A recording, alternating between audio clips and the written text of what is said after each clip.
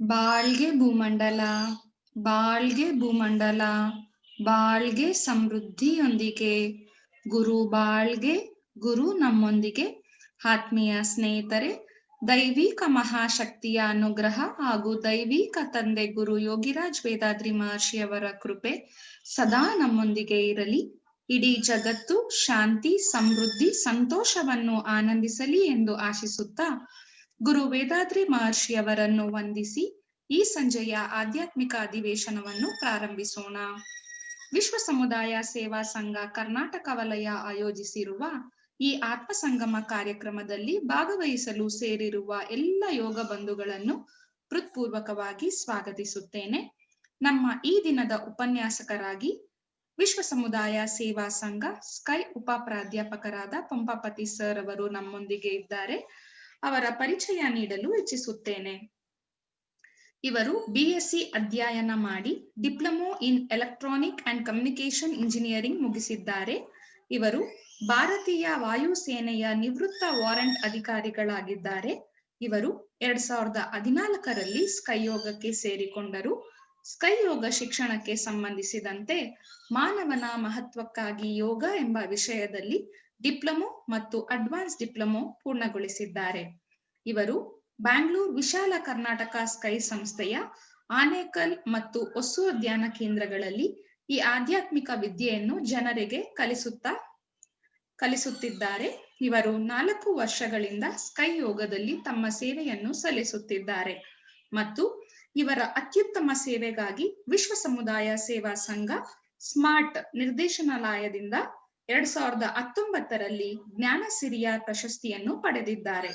ಈಗ ಸ್ನೇಹಿತರೆ, ವಿಶ್ವ ಸಮುದಾಯ ಸೇವಾ ಸಂಘ ಕರ್ನಾಟಕ ವಲಯದ ಪರವಾಗಿ ಹಾಗೂ ನಿಮ್ಮೆಲ್ಲರ ಪರವಾಗಿ ಸ್ಕೈ ಉಪ ಪ್ರಾಧ್ಯಾಪಕರಾದ ಪಂಪಾಪತಿ ಸರ್ ಅವರನ್ನು ಸ್ವಾಗತಿಸಿ ವೇದಾದ್ರಿ ಮಹರ್ಷಿ ಮತ್ತು ರಾಮಕೃಷ್ಣ ಪರಮಹಂಸ ಎಂಬ ಶೀರ್ಷಿಕೆಯ ಬಗ್ಗೆ ಈ ದಿನದ ಚಿಂತನೆಯನ್ನು ನೀಡುವಂತೆ ವಿನಂತಿಸಿಕೊಳ್ಳುತ್ತೇನೆ.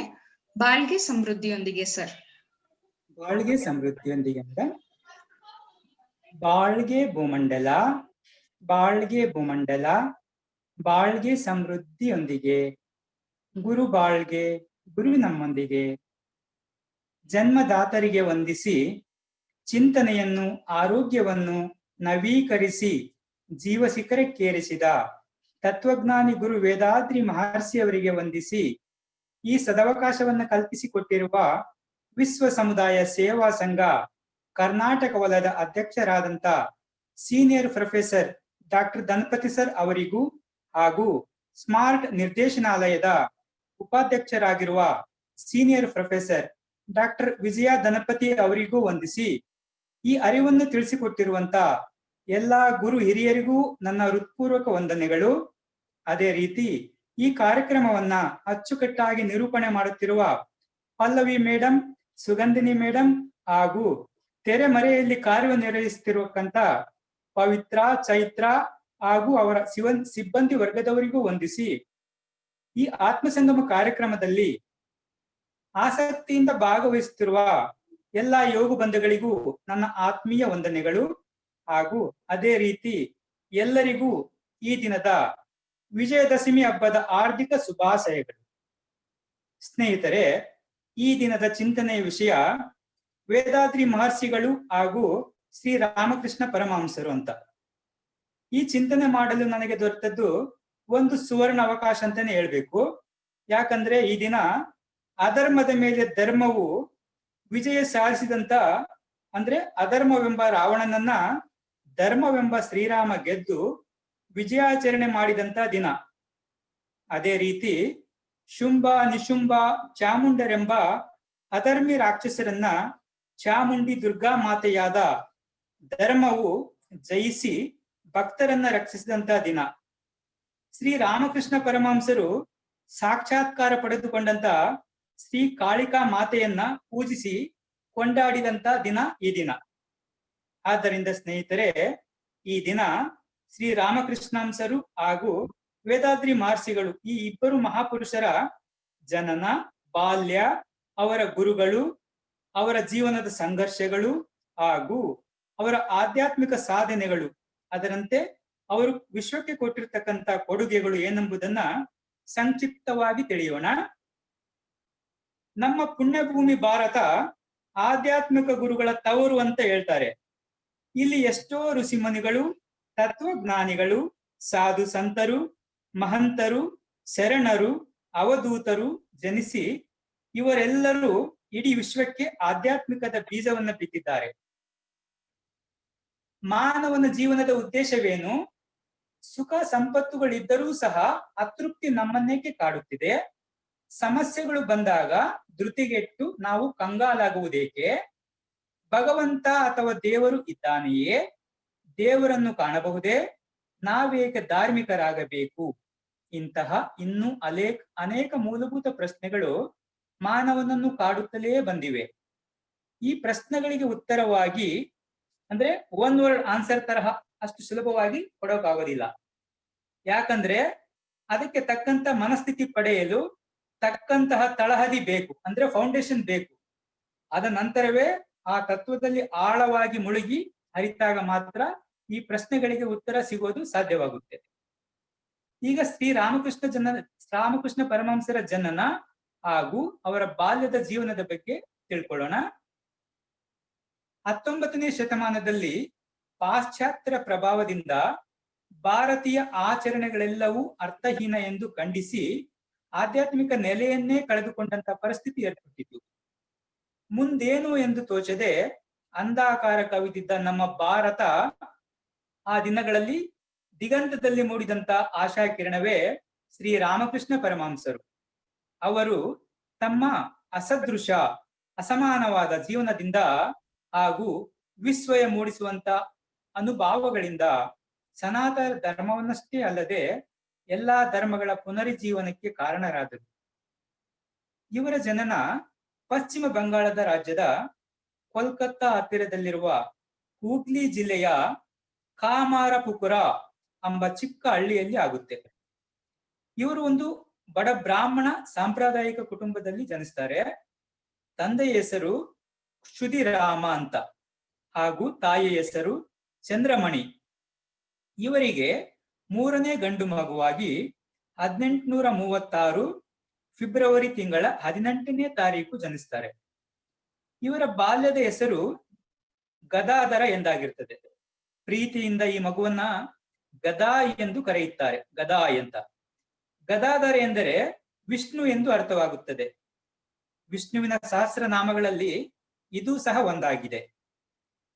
ಗದಾಧರನು ಬಾಲ್ಯದಿಂದಲೇ ದೈವಿಕ ಗುಣಗಳಿಂದ ಕೂಡಿದ್ದು ಚುರುಕಾಗಿ ಎಲ್ಲರ ಮೆಚ್ಚುಗೆಗೆ ಹಾಗೂ ಆಕರ್ಷಣೆಗೆ ಕೇಂದ್ರವಾಗಿರ್ತಿದ್ರು. 5ನೇ ವಯಸ್ಸಿಗೆ ಪುರಾಣ ಮಹಾಕಾವ್ಯಗಳನ್ನು ಕೇಳುತ್ತಾ ಅವುಗಳಲ್ಲಿ ಬರ್ತಕ್ಕಂಥ ಶ್ರೀರಾಮ ಹಾಗೂ ಶ್ರೀಕೃಷ್ಣರ ಪಾತ್ರಗಳಲ್ಲಿ ಲೀನವಾಗಿಸಿ ತಾನೇ ಆಗಿರುವಂತೆ ಭಾವಿಸುತ್ತಿದ್ದರು. ಬಾಲ್ಯದಿಂದಲೇ ಅವರಿಗೆ ದೈವದ ಬಗ್ಗೆ ಬಹಳ ಒಲವು ಇತ್ತು. ದೇವರನ್ನು ಕಾಣುವ ಹಂಬಲ ದಿನದಿಂದ ದಿನಕ್ಕೆ ಹೆಚ್ಚಾಗುತ್ತಾ ಪ್ರಾಪಂಚಿಕ ವಿಷಯಗಳನ್ನು ಮರೆತು ಅಂತರ್ಮುಖಿಯಾಗಿ ಭಾವಾತೀತ ಸ್ಥಿತಿಯಲ್ಲಿ ತಲುಪುತ್ತಿದ್ದರು. ಅವರ ವಿದ್ಯಾಭ್ಯಾಸ ಪ್ರಾಥಮಿಕ ಹಂತಕ್ಕೆ ನಿಂತು ಹೋಯಿತು. ಮುಂದೆ ಶ್ರೀ ರಾಮಕೃಷ್ಣ ಪರಮಹಂಸರೆಂದು ಪ್ರಖ್ಯಾತಿ ಪಡೆದು ಪರಮಹಂಸರಾದರು. ಪರಮಹಂಸ ಎಂದ್ರೆ ಶ್ರೇಷ್ಠ ವರ್ಗದ ಸನ್ಯಾಸಿ ಎಂದು ಅರ್ಥ. ಅದು ಅವರಿಗೆ ಜನರು ಕೊಟ್ಟಂತ ಬಿರುದು ಆಗಿದೆ. ಸ್ನೇಹಿತರೆ, ಈಗ ಗುರು ವೇದಾದ್ರಿ ಮಹರ್ಷಿಗಳ ಜನನ ಹಾಗೂ ಬಾಲ್ಯದ ಬಗ್ಗೆ ಸ್ವಲ್ಪ ತಿಳಿಯೋಣ.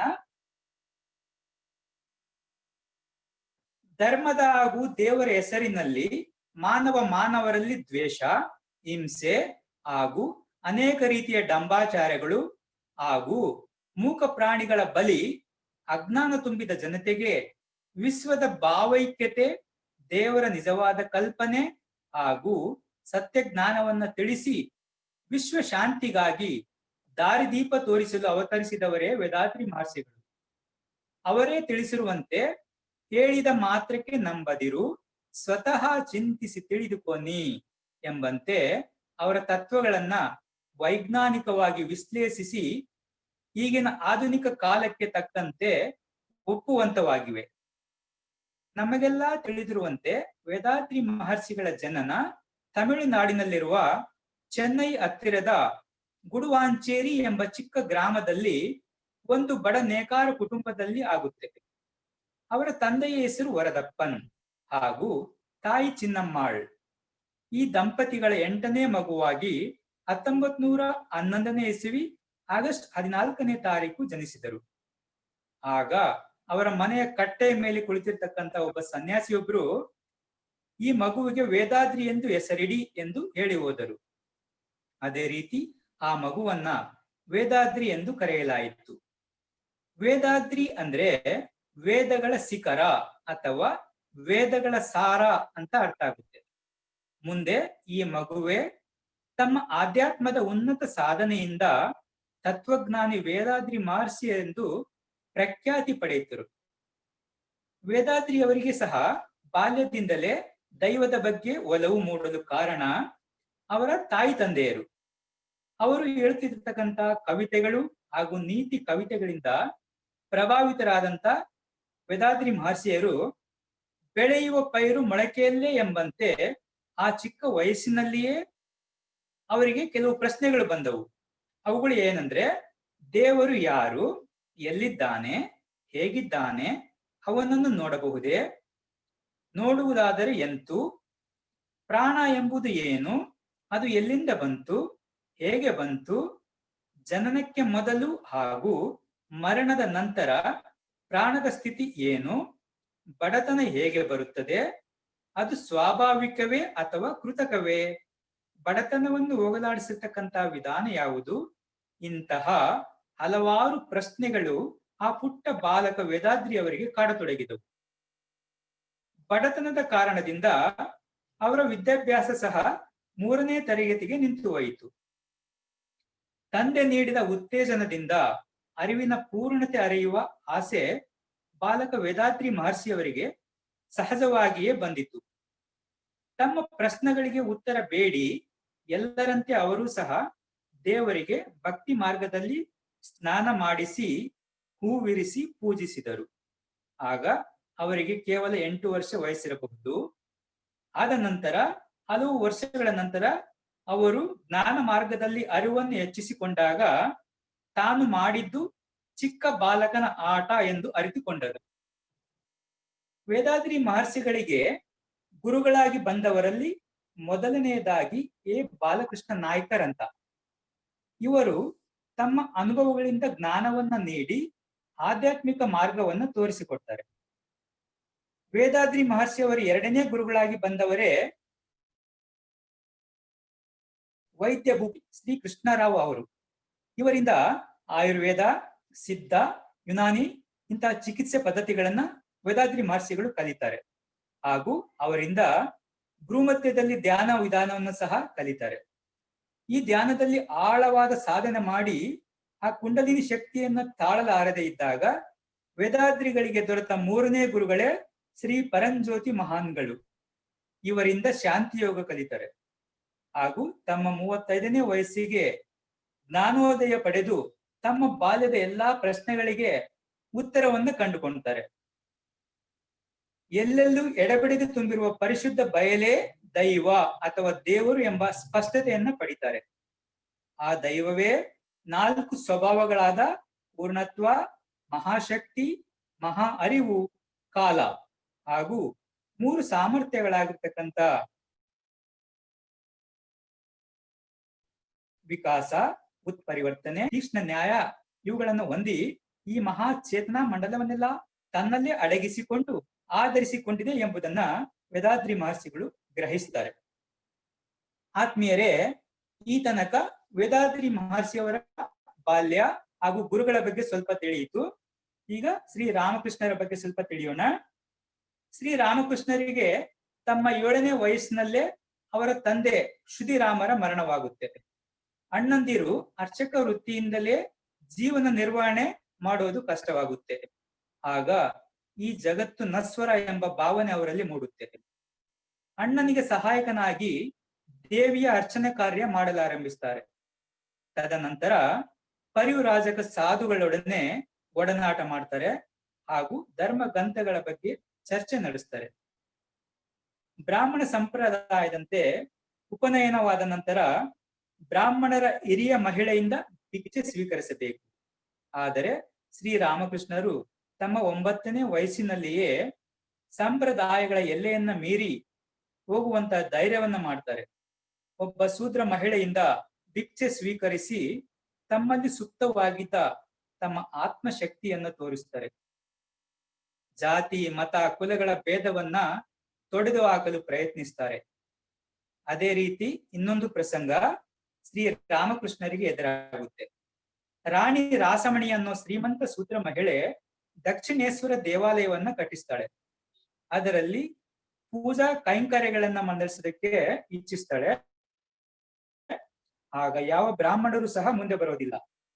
ಆಗ ಶ್ರೀ ರಾಮಕೃಷ್ಣ ಪರಮಹಂಸರು ಮುಂದೆ ಬಂದು ದಕ್ಷಿಣೇಶ್ವರದ ಶ್ರೀ ಕಾಳಿ ಮಾತೆಯ ಪೂಜೆಯನ್ನು ನಡೆಸಿ ಅಲ್ಲಿಯ ಅರ್ಚಕರಾಗಿ ನೇಮಕಗೊಳ್ತಾರೆ. ಅವರು ಈ ಭಕ್ತಿ ಮಾರ್ಗದಲ್ಲಿಯೇ ದೇವಿ ಸಾಕ್ಷಾತ್ಕಾರವನ್ನು ಪಡೆಯುತ್ತಾರೆ. ಇದಕ್ಕೆ ಅನನ್ಯ ಭಕ್ತಿ ಬೇಕಾಗುತ್ತೆ. ಸ್ನೇಹಿತರೆ, ಶ್ರೀ ರಾಮಕೃಷ್ಣ ಪರಮಹಂಸರ ಗುರುಗಳ ಬಗ್ಗೆ ಸ್ವಲ್ಪ ತಿಳಿಯೋಣವಾ? ಯಾಕಂದ್ರೆ ಪ್ರತಿಯೊಬ್ಬ ಸಾಧಕನ ಮುಂದೆ ಒಂದು ಗುರಿ ಇರುತ್ತೆ, ಅವರ ಹಿಂದೆ ಒಬ್ಬ ಗುರು ಇರುತ್ತಾನೆ ಅಂತ ಹೇಳ್ತಾರಲ್ಲ, ಅದೇ ರೀತಿ ಶ್ರೀ ರಾಮಕೃಷ್ಣರಿಗೆ ಮೊದಲ ಗುರುವಾಗಿ ದೀಕ್ಷೆ ಕೊಟ್ಟವರು ಕೇನಾರಾಮ್ ಭಟ್ಟಾಚಾರ್ಯ ಅಂತ ಗುರುಗಳು.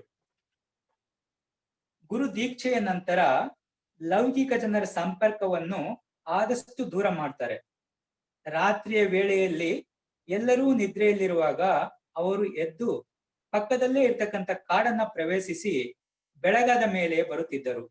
ಆಗ ಅವರು ತುಂಬಾ ಅತ್ತವರಂತೆ ಹಾಗೂ ತುಂಬಾ ಧ್ಯಾನ ಮಾಡಿದವರಂತೆ ಅವರ ಕಣ್ಣುಗಳು ಊದಿಕೊಂಡಿರುತ್ತಿದ್ದವು. ದೇವರ ಸಾಕ್ಷಾತ್ಕಾರ ಒಂದೇ ಅವರ ಸಾಧನೆಯ ಏಕೈಕ ಗುರಿಯಾಗಿತ್ತು. ಕೆಲವೊಮ್ಮೆ ದೇವಿಯ ಪ್ರತಿಮೆಯ ಮುಂದೆ ಧ್ಯಾನಸ್ಥರಾಗಿ ಪ್ರತಿಮೆಯಂತೆ ಕೆಲವು ಗಂಟೆಗಳ ಕಾಲ ಕುಳಿತು ಬಿಡುತ್ತಿದ್ದರು. ಇದನ್ನು ನೋಡಿದ ಕೆಲವರು ಗೇಲಿ ಮಾಡಿದರೆ ಮತ್ತೆ ಕೆಲವರು ಅವರಿಗೆ ಬುದ್ಧಿ ಭ್ರಮಣೆಯಾಗಿದೆ ಅಂತ ಮಾತಾಡಿಕೊಡ್ತಾ ಇದ್ರು. ಈ ತರುಣ ಪೂಜಾರಿಯ ದೈವಿ ಉನ್ಮಾದ ಮತ್ತು ತಲ್ಲೀನತೆಯಿಂದ ತಮ್ಮ ಮುಂದಿದ್ದ ಗುರಿಯು ಆ ಸಾಧನೆಗಾಗಿ ತಮ್ಮ ಎಲ್ಲಾ ಶಕ್ತಿಯನ್ನ ಅದರ ಕಡೆಗೆ ಹರಿಸಿ ಸಾಧನೆ ಮಾಡಲು ಪ್ರಾರಂಭಿಸ್ತಾರೆ. ಕಟ್ಟ ಕಡೆಗೆ ಅವರ ದೈಹಿಕ ದಂಡನೆಯ ಅಂತಿಮ ಘಟ್ಟವನ್ನು ತಲುಪಿದಾಗ ಮಾಯೆಯ ಪರದೆ ಸರಿದುಬಿಟ್ಟು ಶ್ರೀರಾಮಕೃಷ್ಣರಿಗೆ ದೈವಿ ಸಾಕ್ಷಾತ್ಕಾರ ಉಂಟಾಗುತ್ತೆ. ಹಾಗಾದ್ರೆ ನಮಗೆಲ್ಲ ಪ್ರಶ್ನೆ ಬರ್ಬೇಕಲ್ವಾ, ದೈವಕ್ಕೆ ರೂಪ ಇದೆಯಾ ಅಂತ? ಅವರವರ ಭಾವಕ್ಕೆ, ಅವರವರ ಭಕುತಿಗೆ ಅವರವರ ತೆರನಾಗಿ ಇರುತಿ ಹಂಸುವ ಅನ್ನೋ ಹಾಗೆ ನಿರ್ವಿಕಲ್ಪ ಸಮಾಧಿ ಧ್ಯಾನದಲ್ಲಿ ನಮ್ಮ ಮನಸ್ಸೇ ಅದಾಗಿ ತೋರುತ್ತದೆ. ಅದೇ ರೀತಿ ಭಕ್ತ ಕುಂಬಾರ, ಭಕ್ತ ಶ್ರೀಯಾಳ, ಭಕ್ತ ಕಣ್ಣಪ್ಪ, ಕನಕದಾಸರು, ಪುರಂದರದಾಸರು, ರಾಮದಾಸರು ಮುಂತಾದವರೆಲ್ಲ ಈ ಭಕ್ತಿ ಮಾರ್ಗದಲ್ಲೇ ದೈವವನ್ನ ಕಂಡವರು. ಅದಕ್ಕಾಗಿ ದೃಢ ಭಕ್ತಿ ಬೇಕಾಗುತ್ತೆ ಹಾಗೂ ಪೂರ್ಣವಾಗಿ ಶರಣಾಗತಿ, ಅನನ್ಯ ಭಕ್ತಿ ಬೇಕಾಗುತ್ತೆ. ಆಗ ಮಾತ್ರ ಅಂತವರು ದೈವ ಸಾಕ್ಷಾತ್ಕಾರ ಪಡೆಯೋದಕ್ಕೆ ಸಾಧ್ಯವಾಗುತ್ತೆ. ಜ್ಞಾನ ಯೋಗದಲ್ಲಿ ವೇದಾದ್ರಿ ಮಹರ್ಷಿಗಳು ಅದನ್ನ ಸರ್ವವ್ಯಾಪಿಯಾದ ನಿರಾಕಾರವಾದ ಬಟ್ಟ ಬಯಲಿನಲ್ಲಿ ಅನುಭೂತಿಯನ್ನ ಪಡಿತಾರೆ. ತುರ್ಯಾತೀತ ಹಾಗೂ ದೈವ ನೆಲೆಯ ಧ್ಯಾನಗಳು ನಾವು ಅದೇ ಆಗಿರ್ತಕ್ಕಂಥ ಸ್ಥಿತಿಯನ್ನ ಕಲ್ಪಿಸ್ತವೆ. ದೈವದ ರಹಸ್ಯಗಳನ್ನ ಆಗ ನಾವು ಅರಿತುಕೊಳ್ಳಬಹುದು. ಶ್ರೀ ರಾಮಕೃಷ್ಣರಿಗೆ ಮೂರನೇ ಗುರುವಾಗಿ ಬಂದವರು ತೋತಾಪುರಿಗಳು.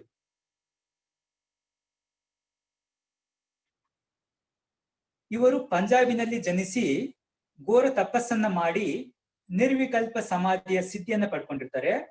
ಇವರು ದೇಶದಾದ್ಯಂತ ಸಂಚಾರ ನಡೆಸ್ತಾ ಇರ್ತಾರೆ. ಒಂದ್ಸಾರಿ ಇವರು ಶ್ರೀ ರಾಮಕೃಷ್ಣ ಪರಮಹಂಸರನ್ನ ಭೇಟಿ ಆಗ್ತಾರೆ. ಅವರು ಅದ್ವೈತ ಸಿದ್ಧಾಂತವನ್ನ ಶ್ರೀ ರಾಮಕೃಷ್ಣರಿಗೆ ತಿಳಿಸಿಕೊಡ್ತಾರೆ. ಶ್ರೀ ರಾಮಕೃಷ್ಣನ ಕಂಡ ನಂತರ ತೋತಾಪುರಿ ಗುರುಗಳು ಅವರಿಗೆ ನಿರಾಕಾರ ಅನಂತದ ಮೇಲೆ ಮನಸ್ಸನ್ನು ನಿಲ್ಲಿಸಿ ಧ್ಯಾನ ಮಾಡುವಂತೆ ಸೂಚಿಸ್ತಾರೆ. ಯೋಗ ಬಂಧುಗಳೇ, ಶ್ರೀ ರಾಮಕೃಷ್ಣರಿಗೆ ನಿರ್ವಿಕಲ್ಪ ಸಮಾಧಿ ಪಡೆದ ಸ್ಥಿತಿಯನ್ನ ಅವರ ಮಾತುಗಳಲ್ಲೇ ಕೇಳೋಣ. ತೋತಾಪುರಿ ಗುರುಗಳು ಅವರಿಗೆ ದೀಕ್ಷೆ ಕೊಟ್ಟ ನಂತರ, ನನ್ನ ಮನಸ್ಸು ಎಲ್ಲಾ ವಸ್ತುಗಳಿಂದ, ನಾಮ ರೂಪಗಳಿಂದ ಹಿಂತೆಗೆದು ಆತ್ಮನಲ್ಲಿ ನೇರವಾಗಿ ನೆಲೆ ನಿಲ್ಲಿಸುವಂತೆ ಹೇಳ್ತಾರೆ. ನನಗೆ ಎಲ್ಲ ವಸ್ತುಗಳಿಂದ ಮನಸ್ಸನ್ನ ಹಿಂತೆಗೆಯಲು ಸಾಧ್ಯವಾದರೂ ಒಂದು ಮಾತ್ರ ಮನಸ್ಸಿನಿಂದ ಮರೆಯಾಗಲಿಲ್ಲ. ಅದು ಜಗನ್ಮಾತೆಯ ದಿವ್ಯ ರೂಪ. ಪ್ರಕಾಶಮಾನವಾದ ಶುದ್ಧ ಚೈತನ್ಯವಾಗಿ ಅದು ತೋರುತ್ತಿತ್ತು. ಜೀವಂತ ಸತ್ಯದ ಸ್ವರೂಪವೇ ಆಗಿದ್ದ ಅದು ನನ್ನನ್ನು ನಾಮರೂಪಗಳ ಸ್ತರಗಳನ್ನು ಮೀರಿ ಹೋಗಲು ಬಿಡಲಿಲ್ಲ. ಖಿನ್ನನಾಗಿ ನಾನು ತೋತಾಪುರಿ ಗುರುಗಳಿಗೆ ಹೇಳಿದೆ, ಸಾಧ್ಯವಿಲ್ಲ, ನಾನು ನಾಮರೂಪಗಳ ಸ್ತರದಿಂದ ಆಚೆ ಹೋಗಿ ಸಚ್ಚಿದಾನಂದ ಆತ್ಮದಲ್ಲಿ ನಿಲ್ಲಲಾರೆ. ಆಗ ತೋತಾಪುರಿಯು ಕೋಪಗೊಂಡು ಹೇಳಿದನು, ಏನು, ಅದು ಸಾಧ್ಯವಿಲ್ಲವೇ? ಸಾಧ್ಯವಾಗಲೇಬೇಕು ಎಂದು ಹೇಳುತ್ತಾ ಹತ್ತಿರದಲ್ಲೇ ಬಿದ್ದಿರ್ತಕ್ಕಂಥ ಒಂದು ಗಾಜಿನ ಚೂರನ್ನು ತೆಗೆದುಕೊಂಡು 2 ಉಬ್ಬುಗಳ ನಡುವೆ ಅದರಿಂದ ಚುಚ್ಚಿ ನಿನ್ನ ಮನಸ್ಸನ್ನ ಈ ಜಾಗದಲ್ಲಿ ಏಕಾಗ್ರಗೊಳಿಸು ಎಂದು ಹೇಳುತ್ತಾರೆ. ಮತ್ತೆ ದೃಢ ನಿರ್ಧಾರ ಮಾಡಿ ನಾನು ಧ್ಯಾನಕ್ಕೆ ಕುಳಿತೆ. ಆ ಭಗವತಿಯ ದಿವ್ಯ ರೂಪವು ನನ್ನ ಮುಂದೆ ಬಂದಾಗ ವಿವೇಕವೆಂಬ ಕತ್ತಿಯಿಂದ ಆ ರೂಪವನ್ನು 2 ತುಂಡು ಮಾಡಿದೆ. ನನ್ನ ಮನಸ್ಸಿನಲ್ಲಿ ಯಾವ ಅಡ್ಡಿ ಆತಂಕವೂ ಉಳಿಯಲಿಲ್ಲ. ಅದು ತಕ್ಷಣ ಸಾಪೇಕ್ಷ ಪ್ರಜ್ಞೆಯ ಹಂತದಿಂದ ಮೇಲಕ್ಕೆ ಏರಿತು. ನನಗೆ ನಿರ್ವಿಕಲ್ಪ ಸಮಾಧಿ ಉಂಟಾಯಿತು. ಈ ರೀತಿ ಶ್ರೀ ರಾಮಕೃಷ್ಣ ಪರಮಹಂಸರೇ ತಾವು ಪಡೆದಂತಕ್ಕಂಥ ನಿರ್ವಿಕಲ್ಪ ಸಮಾಧಿಯ ಅನುಭವವನ್ನ ಹೇಳಿರ್ತಾರೆ. ಈ ಸ್ಥಿತಿಯಲ್ಲಿ 3 ದಿನಗಳ ಕಾಲ ಇದ್ರು ಅಂತಾನು ಹೇಳ್ತಾರೆ. ಅಂದ್ರೆ ನಿರ್ವಿಕಲ್ಪ ಸಮಾಧಿ ಪಡೆದು ಅದೇ ಸ್ಥಿತಿನಲ್ಲಿ ಎಚ್ಚರ ಇಳ್ತಿದ್ದಂಗೆನೆ 3 ದಿವಸ ಇದ್ರಂತೆ. ಮತ್ತೆ ಅವರನ್ನ ಈ ಲೌಕಿಕ ಜಗತ್ತಿಗೆ ತರಬೇಕಾದ್ರೆ, ಅವ್ರನ್ನ ಎಚ್ಚರಿಸ್ಬೇಕಾದ್ರೆ ಅವರ ದೇಹವನ್ನ ಅಲುಗಾಡಿಸಿ ಎಲ್ಲ ಇದ್ ಮಾಡ್ಬೇಕಾಗ್ತದೆ. ಈ ರೀತಿ ರಾಮಕೃಷ್ಣರಿಗೆ ಭಕ್ತಿ ಮಾರ್ಗದಿಂದ ಜ್ಞಾನ ಮಾರ್ಗಕ್ಕೆ ಬರಲು ನೆರವಾದವರೇ ತೋತಾಪುರಿ ಗುರುಗಳು. ಅವರು ಈ ಸಿದ್ಧಿಯನ್ನು 40 ವರ್ಷಗಳ ತೀವ್ರ ಸಾಧನೆಯಿಂದ ಪಡೆದಿದ್ದರು. ಅದನ್ನು ಶ್ರೀ ರಾಮಕೃಷ್ಣರು ಒಂದೇ ಪ್ರಯತ್ನದಲ್ಲಿ ಸಾಧಿಸಿದ್ದನ್ನ ಕಂಡು ತೋತಾಪುರಿ ಗುರುಗಳು ಹರ್ಷಿತರಾಗಿ ಅವರಿಗೆ ಆಶೀರ್ವದಿಸಿದರು. ಶ್ರೀ ರಾಮಕೃಷ್ಣರು ವಿವಿಧ ಭಕ್ತಿ ಭಾವದಲ್ಲಿ ಸಾಧನೆಯನ್ನ ಮಾಡಿದ್ದರು.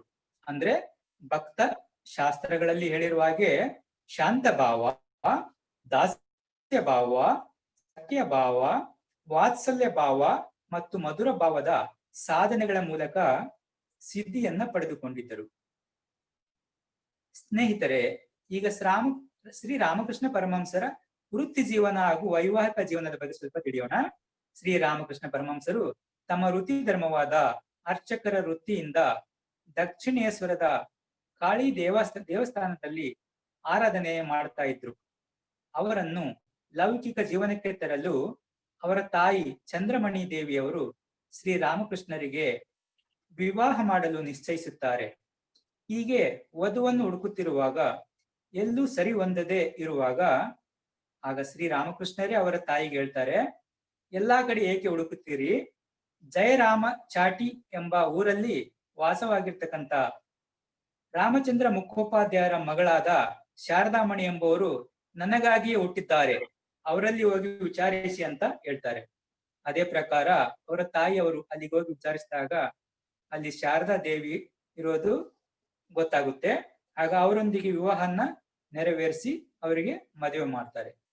ಆ ಮದುವೆ ಆದಾಗ ಶಾರದಾಮಣಿ ಅವರಿಗೆ 5.5 ವರ್ಷದ ಪುಟ್ಟ ಹುಡುಗಿ ಆಗಿರ್ತಾರೆ. ಆಗ ರಾಮಕೃಷ್ಣರಿಗೆ 23 ವರ್ಷ ವಯಸ್ಸಾಗಿರುತ್ತೆ.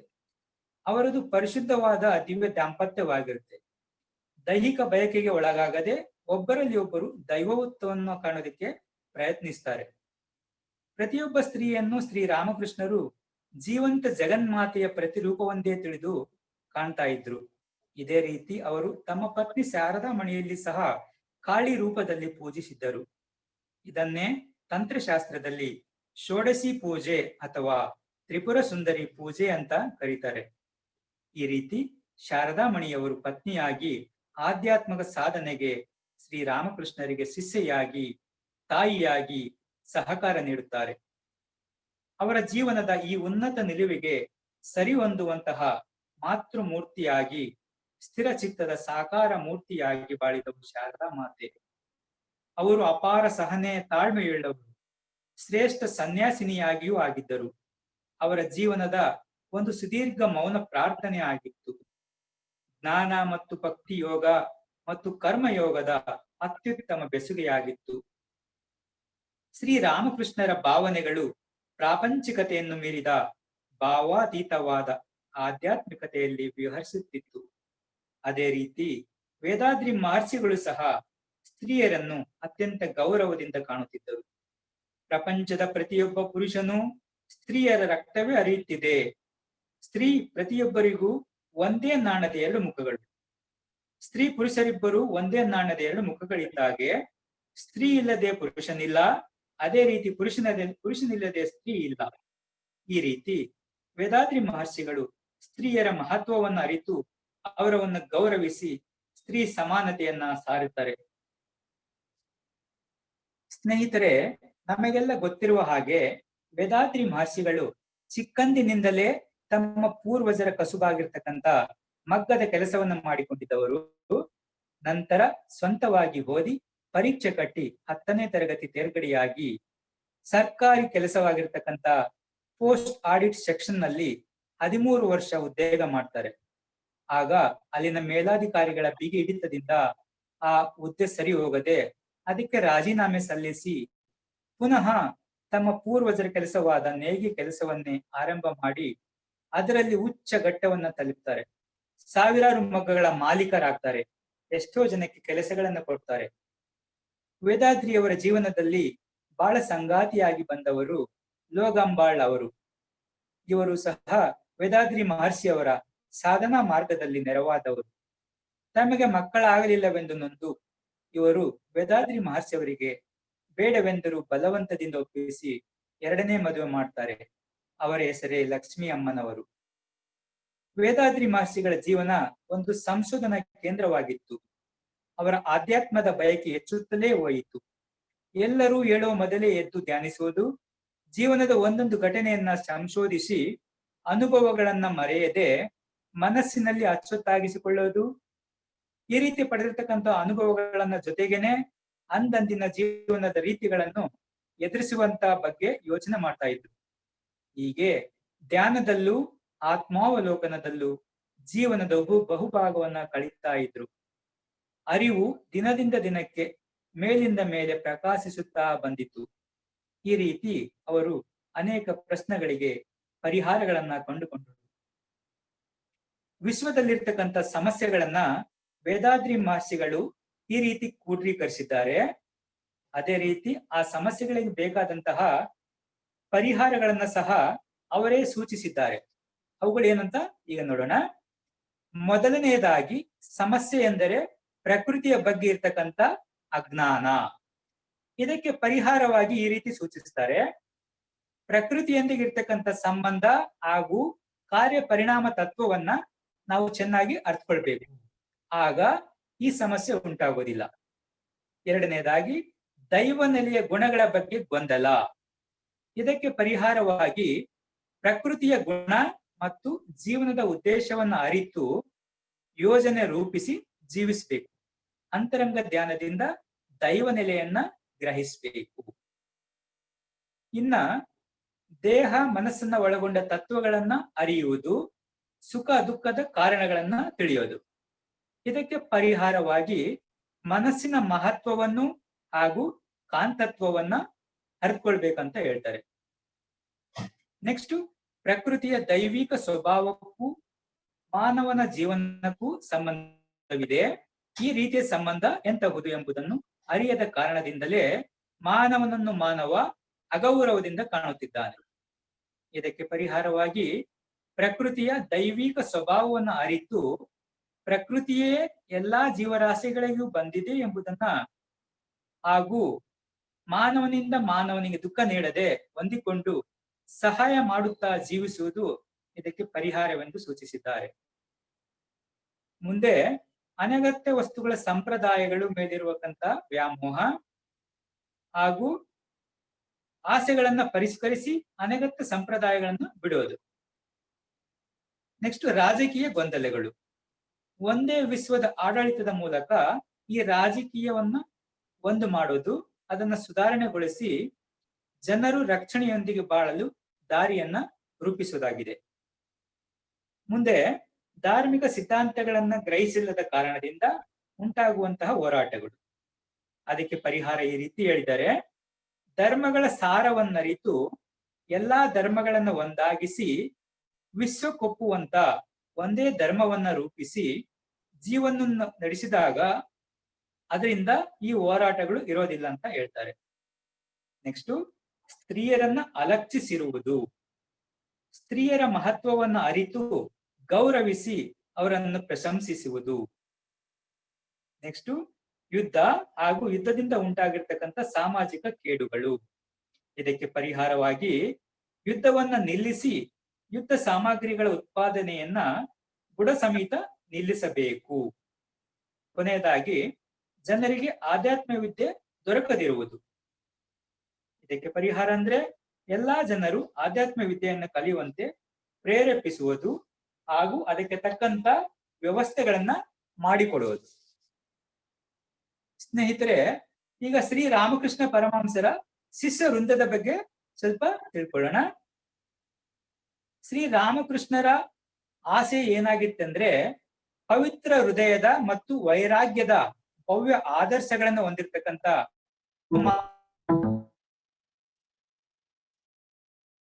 ಮೂಲಕ ತಮ್ಮ ಜಾಗತಿಕ ಪ್ರೀತಿಯ ಮತ್ತು ಸಹಬಾಳ್ವೆಯ ದಿವ್ಯ ಸಂದೇಶ ವಿಶ್ವದ ಜನರಿಗೆ ತಲುಪಿಸಬೇಕನ್ನೋದು ಇವರ ಉದ್ದೇಶ ಆಗಿರ್ತದೆ. ಇದಕ್ಕಾಗಿ ಯುವ ಸನ್ಯಾಸಿಗಳ ಒಂದು ಗುಂಪು ತಯಾರಾಗುತ್ತೆ. ಆ ಶಿಷ್ಯರಲ್ಲಿ ಮುಖ್ಯರಾದರೆಂದರೆ ಸ್ವಾಮಿ ಅದ್ಭುತಾನಂದ, ಇವರ ಮೂಲ ಹೆಸರು ಲಾಟು ಅಂತ ಇರುತ್ತೆ. ಇವರು ಮೂಲತಃ ಬಿಹಾರದವರು. ಎರಡನೇದಾಗಿ ಸ್ವಾಮಿ ಬ್ರಹ್ಮಾನಂದ ಅಂತ, ಇವರ ಮೂಲ ಹೆಸರು ರಾಕಾಲ್ ಚಂದ್ರ ಘೋಷ್, ಪಶ್ಚಿಮ ಬಂಗಾಳದವರು. ಇವರು ಶ್ರೀ ರಾಮಕೃಷ್ಣ ಮಠ ಹಾಗೂ ಶ್ರೀ ಮಿಷನ್ನ ಪ್ರಥಮ ಅಧ್ಯಕ್ಷರಾಗ್ತಾರೆ. ಮೂರನೇದಾಗಿ ಸ್ವಾಮಿ ಅದ್ವೈತಾನಂದ ಅಂತ, ಇವರ ಮೂಲ ಹೆಸರು ಗೋಪಾಲ್ ಘೋಷ್ ಅಂತ. ಇವರು ಸಹ ಸಂಸಾರವನ್ನು ತೊರೆದು ಬಂದಂತ ಒಬ್ಬ ಸನ್ಯಾಸಿ ಆಗಿರ್ತಾರೆ. ನಾಲ್ಕನೇದಾಗಿ ಸ್ವಾಮಿ ವಿವೇಕಾನಂದ ಇರುತ್ತೆ. ಶ್ರೀ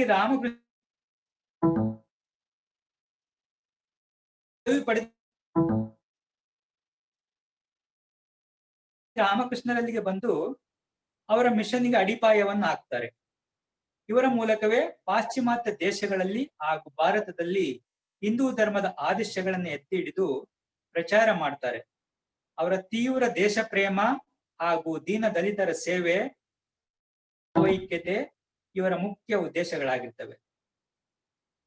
ನೆಕ್ಸ್ಟ್ ಸ್ವಾಮಿ ಶಿವಾನಂದ ಅಂತ ಬರ್ತಾರೆ. ಇವರ ಮೂಲ ಹೆಸರು ತಾರಕನಾಥ ಘೋಷಾಲ್. ಇವರು ಶ್ರೀ ರಾಮಕೃಷ್ಣ ಮತ್ತು ಅವರ ಮಿಷನ್ನ ಎರಡನೇ ಅಧ್ಯಕ್ಷರಾಗ್ತಾರೆ. ಬ್ರಹ್ಮಾನಂದ ಅಂತ, ಇವರ ಮೂಲ ಹೆಸರು ಬಾಬುರಾಮ್ ಘೋಷ್. ಈ ರೀತಿ ಇವರ ತತ್ವಗಳನ್ನ ವಿಶ್ವದ ಮೂಲೆ ಮೂಲೆಯಲ್ಲಿ ಪಸರಿಸಲಿಕ್ಕೆ ಸಾಧ್ಯವಾಗುತ್ತೆ. ಅದೇ ರೀತಿ ಇವರ ಒಬ್ಬ ಗೃಹಸ್ಥ ಶಿಷ್ಯರಲ್ಲಿ ಮುಖ್ಯರಾಗಿದ್ದರು ಅಥವಾ ವಿಶಿಷ್ಟರಾಗಿದ್ದವರು ಅಂದ್ರೆ ದುರ್ಗಾಚರಣ ನಾಗ ಅಂತ, ನಾಗ ಮಹಾಶಯ ಅಂತಾನು ಕರೀತಾರೆ. ಇವರು ಒಬ್ಬ ವಿಶಿಷ್ಟ ಶಿಷ್ಯರಾಗಿರ್ತಾರೆ. ಇವರು ಗೃಹಸ್ಥರಾಗಿದ್ರು ಸಹ ಆಧ್ಯಾತ್ಮದಲ್ಲಿ ಉನ್ನತ ಸಾಧನೆಯನ್ನ ಸಾಧಿಸ್ಬಿಡ್ತಾರೆ. ಆದ್ರಿಂದ ಇವರು ಅನೇಕ ಅದ್ಭುತಗಳನ್ನ ಚಮತ್ಕಾರ ತೋರಿಸಿದ್ದಾರೆ. ಶ್ರೀ ರಾಮಕೃಷ್ಣ ಅವರ ಸಂಪರ್ಕಕ್ಕೆ ಯಾರೇ ಬಂದ್ರೂ ಸಹ ಅವರಿಗೆ ಭಗವತ್ ಸಾಕ್ಷಾತ್ಕಾರದಲ್ಲಿ ಆಸಕ್ತಿ ಉಂಟಾಗ್ತಾ ಇತ್ತು.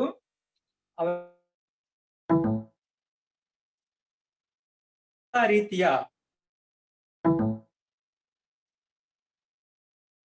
ತಮ್ಮ ಜಟಿಲ ಸಮಸ್ಯೆಗಳಿಗೆ ಸುಖಾಂತ ಪರಿಹಾರವನ್ನು ಕಂಡುಕೊಂಡರು. ಮಾನವ ಜನಾಂಗದ ಇಡೀ ಆಧ್ಯಾತ್ಮ ಚರಿತ್ರೆಯನ್ನೇ ಅವರು ಬಾಳು ಬದುಕಿದಂತ 50 ವರ್ಷಗಳ ಜೀವನದಲ್ಲಿ ಬಟ್ಟಿ ಇಳಿಸಿದಂತೆ ಆಗಿತ್ತು. ತಮ್ಮ ಜೀವಿತ ಕಾಲದ ಶ್ರೀರಾಮಕೃಷ್ಣರು ಎಲ್ಲಾ ಧರ್ಮಗಳನ್ನು ಅನುಸರಿಸಿದರು.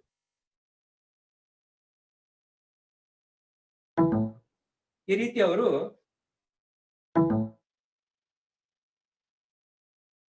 ಮತ್ತು ಅವುಗಳ ದೈವವನ್ನು ಸಹ ಇವರು ಅನುಭವಿಸಿದರು. ಶ್ರೀ ರಾಮಕೃಷ್ಣ ಪರಮಹಂಸರು ತಮ್ಮ ಕೊನೆಯ ದಿನಗಳಲ್ಲಿ ಗಂಟಲ ಕ್ಯಾನ್ಸರ್ನಿಂದ ಬಳಲಿದರು. ದೈಹಿಕವಾಗಿ ಕ್ಷೀಣಿಸುತ್ತಿದ್ದರು. ಅವರ ದೇಹವು ಅಸ್ಥಿಪಂಜರದಂತಾಗಿತ್ತು. ದೇಹದಲ್ಲಿ ನೋವನ್ನು ತಡೆಯಲಾರದೆ ಮುಗುಳ್ನಗುತ್ತಾ ಪರಮಹಂಸರು ಮೆಲ್ಲಗೆ ಈ ರೀತಿ ಹೇಳ್ತಾರೆ, ಈ ದೇಹ ಮತ್ತು ಇದರ ನೋವು ಒಂದನ್ನೊಂದು ನೋಡಿಕೊಳ್ಳಲಿ. ಏ ನನ್ನ ಮನಸ್ಸೇ, ನೀನು ಆನಂದದಲ್ಲಿ ಇರು. ತಾವು ದೇಹ ತ್ಯಾಗ ಮಾಡಲು ಅಂತ ಸಮಯ ಸನ್ನಿಹಿತವಾಗಿದೆ ಅಂತ ಮನಸ್ಸಿನಲ್ಲಿ ನರೇಂದ್ರನಾಥರನನ್ನು ಅಂದ್ರೆ ಸ್ವಾಮಿ ವಿವೇಕಾನಂದರನ್ನ ತಮ್ಮ ಕೋಣೆಯಲ್ಲಿ ಕರೆಸಿಕೊಂಡು ಅವರನ್ನ ಎದುರಿಗೆ ಕೂಡಿಸಿಕೊಂಡು ಆಗ ದೇಹವನ್ನ ವಿವೇಕಾನಂದರಿಗೂ ಸಹ ಸ್ಥಿತಿಯಲ್ಲಿ ಇದ್ದರೋ ತಿಳಿಯಲಿಲ್ಲ. ಅವರಿಗೆ ಸಾಧಾರಣ ಪ್ರಜ್ಞೆ ಮರಳಿ ಬಂದಾಗ ಶ್ರೀರಾಮಕೃಷ್ಣರು ಹೇಳ್ತಾರೆ, ನನ್ನ ಎಲ್ಲವನ್ನೂ ನಿನಗೆ ಕೊಟ್ಟಿರುವೆ. ಈ ಶಕ್ತಿಯಿಂದ ನೀನು ಜಗತ್ತಿಗೆ ಒಳಿತನ್ನು ಮಾಡುವೆ.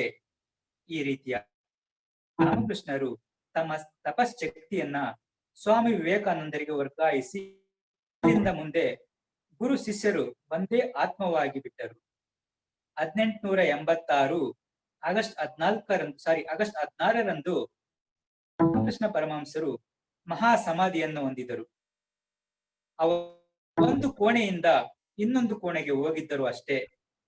ಶ್ರೀರಾಮಕೃಷ್ಣ ಪರಮಹಂಸರ ಜೀವನದ ಆದರ್ಶಗಳು ಜನರ ಜೀವನವನ್ನ ಪಡೆದಿವೆ.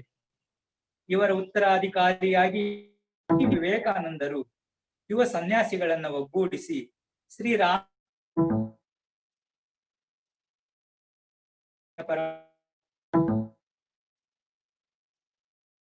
ದಲ್ಲಿರುವ ಬೇಲೂರ ಮಠದಲ್ಲಿ ಸ್ಥಾಪಿತವಾಗಿದೆ. ಅದರ ಶಾಖೆಗಳು ಶ್ರೀರಾಮಕೃಷ್ಣ ಮಠ ಹಾಗೂ ಮಿಷನ್ ಎಂದು ವಿಶ್ವದ ಹಲವಾರು ದೇಶಗಳಲ್ಲಿ ಅವರ ಸಂದೇಶಗಳನ್ನ ಸಾರ್ತಾ ಇವೆ. ಸ್ನೇಹಿತರೆ, ಈಗ ಶ್ರೀರಾಮಕೃಷ್ಣ ಪರಮಹಂಸ ಕೆಲವು ಆಯ್ದಂತ ಉಪದೇಶಗಳನ್ನ ತಿಳಿಯೋಣ. ದೈವದ ಅಸ್ತಿತ್ವದ ಬಗ್ಗೆ ಇದ್ದಂತ ಪ್ರಶ್ನೆಗಳಿಗೆ ಈ ರೀತಿ ಉತ್ತರ ಕೊಡ್ತಾರೆ. ವೇಳೆಯಲ್ಲಿ ಆಕಾಶದಲ್ಲಿ ಅನೇಕ ನಕ್ಷತ್ರಗಳನ್ನ ನೋಡ್ತೇವೆ. ಸೂರ್ಯ ಉದಯಿಸಿದ ನಂತರ ನಕ್ಷತ್ರಗಳು ಕಾಣಿಸುವುದಿಲ್ಲ. ಹಾಗಂತ ಆಕಾಶದಲ್ಲಿ ನಕ್ಷತ್ರಗಳೇ ಇಲ್ಲವೆಂದು ಹೇಳಲಾದೀತೆ? ಅಜ್ಞಾನದ ದಿನಗಳಲ್ಲಿ ನೀನು ದೇವರನ್ನು ನೋಡಲಾಗದಿದ್ದರೆ ದೇವರೇ ಇಲ್ಲವೆಂದು ಹೇಳಬೇಡ. ದೇವರು ಸಾಕಾರ ಮತ್ತು ನಿರಾಕಾರ ಎರಡೂ ರೂಪದಲ್ಲಿದ್ದಾನೆ. ಅವನು ಸಾಕಾರ ನಿರಾಕಾರಗಳೆರಡನ್ನೂ ಮೀರಿದ್ದಾನೆ.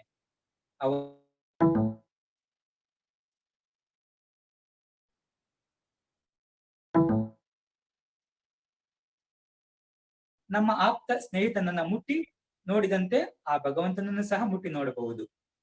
ಎಲ್ಲಿಯವರೆಗೆ ಗಂಟೆಯ ಶಬ್ದ ಕೇಳುತ್ತಿರುತ್ತದೆಯೋ ಅಲ್ಲಿಯವರೆಗೆ ಅದು ಜಗತ್ತಿನಲ್ಲಿ ಇರುತ್ತದೆ. ಆದರೆ ಅದು ಕೇಳಿಸದೇ ಇದ್ದಾಗ ಆಕಾರವನ್ನ ಕಳೆದುಕೊಂಡು ನಿರಾಕಾರವಾಗುತ್ತದೆ. ಅದೇ ರೀತಿ ದೇವರು ಸಾಕಾರ ಮತ್ತು ನಿರಾಕಾರನಾಗಿದ್ದಾನೆ. ಸೂರ್ಯನು ಭೂಮಿಯನ್ನೆಲ್ಲ ಬೆಳಗುತ್ತಾನೆ, ಆದರೆ ಒಂದು ಸಣ್ಣ ಮೋಡವು ನಮ್ಮಿಂದ ಮರೆ ಮಾಡುತ್ತದೆ. ಅದೇ ರೀತಿ ಮಾಯೆ ಸರ್ವವ್ಯಾಪಿಯಾದ ಮತ್ತು ಸರ್ವ ಸಾಕ್ಷಿಯಾದ ಸಚ್ಚಿತ್ ಆನಂದವನ್ನ ಮರೆ ಮಾಡುತ್ತಾನೆ. ನಾನು ಈ ಬಟ್ಟೆಯನ್ನು ಅಡ್ಡ ಹಿಡಿದರೆ ನಾನು ನಿಮಗೆ ಮೊದಲಿನಷ್ಟೇ ಹತ್ತಿರವಾಗಿದ್ದರೂ ಸಹ ನೀವು ನನ್ನನ್ನು ನೋಡಲಾಗುವುದಿಲ್ಲ. ಅದೇ ರೀತಿ ದೇವರು ಎಲ್ಲಕ್ಕಿಂತ ಹತ್ತಿರ ಇದ್ದರೂ ಸಹ ನಮ್ಮ ಅಹಂಕಾರದ ಪರದೆ ಇರುವುದರಿಂದ ಅವನನ್ನು ನೋಡಲಾಗುವುದಿಲ್ಲ. ನೀನು ಪ್ರಾಮಾಣಿಕವಾಗಿ ಪರಿಶುದ್ಧವನಾಗಿ ಒಳ್ಳೆಯವನಾಗಿದ್ದರೆ ದೇವರು ನಿನ್ನ ಹತ್ತಿರ ಕಳುಹಿಸಿಕೊಡುತ್ತಾನೆ. ಇದಕ್ಕೆ ಶ್ರದ್ಧೆ ಎಂಬುದು ಬಹಳ ಮುಖ್ಯ. ಭಗವಂತನಿಗೆ ಹತ್ತಿರವಾದಷ್ಟು ನೀನು ಶಾಂತಿಯನ್ನು ಪರಮಶಾಂತಿ.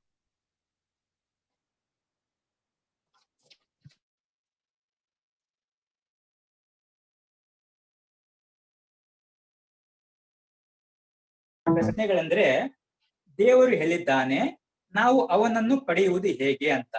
ಅದಕ್ಕೆ ಶ್ರೀರಾಮಕೃಷ್ಣರು ಈ ರೀತಿ ಉತ್ತರಿಸ್ತಾರೆ. ಸಮುದ್ರದಲ್ಲಿ ಮುತ್ತುಗಳಿವೆ, ಆದರೆ ಅವು ಸಿಗುವವರೆಗೂ ಮತ್ತೆ ಮತ್ತೆ ಆಳಕ್ಕೆ ಮುಳುಗಬೇಕು. ಹಾಗೆಯೇ ದೇವರು ಪ್ರಪಂಚದಲ್ಲಿದ್ದಾನೆ, ಅವನನ್ನು ಪಡೆಯಲು ತಾಳ್ಮೆ ಮತ್ತು ಸತತ ಪ್ರಯತ್ನ ಬೇಕಾಗುತ್ತದೆ. ಸಮುದ್ರದ ತಳದ ಆಳದಲ್ಲಿರ್ತಕ್ಕಂಥ ಮುತ್ತುಗಳು, ಅವುಗಳನ್ನು ಪಡೆಯಲು ಸತತ ಪ್ರಯತ್ನ ಮಾಡಲೇಬೇಕು. ಒಂದು ಸಾರಿ ಮುಳುಗಿದಾಗ ಮುತ್ತುಗಳು ಸಿಗದೇ ಇದ್ದರೆ ಸಾಗರದಲ್ಲಿ ಮುತ್ತುಗಳೇ ಇಲ್ಲವೆಂದು ಹೇಳಲಾಗದು. ಮುಳುಗಬೇಕು, ಕೊನೆಯಲ್ಲಿ ಫಲ ದೊರಕುತ್ತದೆ. ಇದೇ ರೀತಿ ಭಗವಂತನನ್ನು ತಿಳಿದುಕೊಳ್ಳುವುದು ಅದೇ ಆಗಿದೆ. ನಿನ್ನ ಮೊದಲ ಪ್ರಯತ್ನ ನಿನ್ನ ಪ್ರಯತ್ನವನ್ನು ಕೈಬಿಡಬೇಡ, ಕೊನೆಗೆ ಅವನನ್ನು ಪಡೆದೇ ಪಡೆಯುವೆ. ಒಬ್ಬನು ಅರಮನೆಯಲ್ಲಿ ಮಹಾರಾಜನ ಭೇಟಿ ಮಾಡಬೇಕಾದ್ರೆ ಅವನು ಅರಮನೆಯ ಎಲ್ಲಾ ಬಾಗಿಲುಗಳು, ಅವನು ಹೊರಗಿನ ಬಾಗಿಲೊಂದನ್ನೇ ದಾಟಿ ಏನಿದು ಮಹಾರಾಜ ಕಾಣಿಸುತ್ತಿಲ್ಲವಲ್ಲ ಅಂದ್ರೆ ಆಗೋದಿಲ್ಲ. ಅವನು 7 ಬಾಗಿಲುಗಳನ್ನು ದಾಟಿ ಹೋದ್ರೆ ಮಾತ್ರ ರಾಜನನ್ನು ಭೇಟಿಯಾಗಬಹುದು. ನಮ್ಮ ಗುರು ವೇದಾದ್ರಿ ಮಹರ್ಷಿಗಳು ತಿಳಿಸಿರುವಂತೆ ನಮ್ಮಲ್ಲಿರುವ 7 ಚಕ್ರಗಳನ್ನ ಹಂತ ಹಂತವಾಗಿ ದಾಟಿ ತುರಿಯಾತೀತದಲ್ಲಿ ಲೀನವಾದಾಗ ಮಾತ್ರ ನಾವು ದೈವ ನೆಲೆಯನ್ನ ಅರಿತು ಅನುಭೂತಿಯನ್ನ ಅನುಭವಿಸಬಹುದು. ನಿಜವಾದ ಗುರುವು ಮಂತ್ರ ದೀಕ್ಷೆ ಕೊಡುವುದು ಅಂದ್ರೆ ಶಿಷ್ಯನ ಪಾಪಗಳನ್ನ ತಾನು ಸ್ವೀಕರಿಸುವುದು ಎಂದು ಅರ್ಥ. ಒಂದು ವಜ್ರಕ್ಕೆ ಒಬ್ಬೊಬ್ಬರು ಒಂದೊಂದು ರೀತಿಯ ಬೆಲೆ ಕಟ್ಟುತ್ತಾರೆ. ಅದೇ ರೀತಿ ಒಬ್ಬರ ಅನುಭವದ ಧ್ಯಾನ ಸ್ಥಿತಿಗಳನ್ನು ತಿಳಿಯಲು ಅವರವರೇ ಅದನ್ನ ಅನುಭವಿಸಬೇಕು. ಆತ್ಮೀಯರೇ, ಈಗ ನಾವು ವೇದಾದ್ರಿ ಮಹರ್ಷಿಗಳ ಸಾಧನೆಗಳು ಮತ್ತು ಅವರು ವಿಶ್ವಕ್ಕೆ ಕೊಟ್ಟಿರ್ತಕ್ಕಂಥ ಕೊಡುಗೆಗಳ ಬಗ್ಗೆ ಸ್ವಲ್ಪ ತಿಳಿಯೋಣ. ವೇದಾದ್ರಿ ಮಹರ್ಷಿಗಳ ಮೂಲ ಉದ್ದೇಶವೇ ವಿಶ್ವದ ಮಾನವರೆಲ್ಲರೂ ಒಗ್ಗಟ್ಟಾಗಿ, ಸುರಕ್ಷಿತರಾಗಿ, ಆನಂದವಾಗಿ, ತೃಪ್ತಿಯಿಂದ ಜೀವಿಸಬೇಕೆಂಬುದೇ ಆಗಿತ್ತು. ಅದಕ್ಕಾಗಿ ಅವರು 1958 ಆಗಸ್ಟ್ 14 ಅಂದ್ರೆ ತಮ್ಮ ಹುಟ್ಟುಹಬ್ಬದ ದಿನದಂದು ವಿಶ್ವ ಸಮುದಾಯ ಸ್ಥಾಪಿಸ್ತಾರೆ. ವಿಶ್ವಶಾಂತಿ ಬರಬೇಕಾದ್ರೆ ಪ್ರತ್ಯೇಕವಾಗಿ ಶಾಂತಿಯಿಂದ ಇರಬೇಕು. ಅದಕ್ಕಾಗಿ ಅಂತರಂಗ ಧ್ಯಾನ, ಕಾಯಕಲ್ಪ, ಅಂತರಂಗ ಪರಿಶೀಲನೆ, ದೈವ ನೆಲೆ ವಿವರಣೆ ಇವನ್ನೆಲ್ಲ ಕಲಿಸಲು ಸ್ಕೈ ಅಂದ್ರೆ ಸಿಂಪ್ಲಿಫೈಡ್ ಕುಂಡಲಿನಿ ಯೋಗ ಕೇಂದ್ರಗಳನ್ನ ಸ್ಥಾಪನೆ ಮಾಡ್ತಾರೆ. ಇವು ಕಲಾ ಕೇಂದ್ರಗಳು ಸಹ ಅಂತ ಕರೀತಾರೆ. ಈಗಿನ ವೈಜ್ಞಾನಿಕ ಯುಗ ವೇದಾದ್ರಿ ಮಹರ್ಷಿಗಳು ಆಧ್ಯಾತ್ಮವನ್ನ ವೈಜ್ಞಾನಿಕವಾಗಿ ತಿಳಿಸಿಕೊಟ್ಟಿದ್ದಾರೆ. ಸರಳವಾಗಿ ಅರ್ಥವಾಗುವಂತೆ ತಿಳಿಸಿರುವುದರಿಂದ ಇವರನ್ನ ಸಾಮಾನ್ಯ ಜನರ ತತ್ವಜ್ಞಾನಿ ಎಂದು ಕರೆಯುತ್ತಾರೆ. ಸ್ಕೈ ಯೋಗದ ಆಧ್ಯಾತ್ಮಿಕ ಕೇಂದ್ರಗಳಲ್ಲಿ ಈ ಕೇಂದ್ರದ ಮುಖ್ಯ ಬಿಂದು ತಮಿಳುನಾಡಲ್ಲಿರ್ತಕ್ಕಂಥ ಪೊಲಾಚಿ ಹತ್ತಿರದ ನಲ್ಲಿ ಸ್ಥಾಪಿತವಾಗಿದೆ. ಪ್ರಕೃತಿಯಲ್ಲಿರ್ತಕ್ಕಂಥ ಪ್ರಶಾಂತವಾದ ವಾತಾವರಣದಲ್ಲಿ ನಿರ್ಮಾಣವಾಗಿರುವ ಈ ಅರಿವಿನ ಮಂದಿರವು ಆಧುನಿಕತೆಗೆ ಹೊಂದಿಕೊಂಡು ಅಲ್ಲಿನ ಪರಿಸರ ಎಲ್ಲಾ ಜನರನ್ನ ಕೈಬೀಸಿ ಕರೆಯುತ್ತಿದೆ.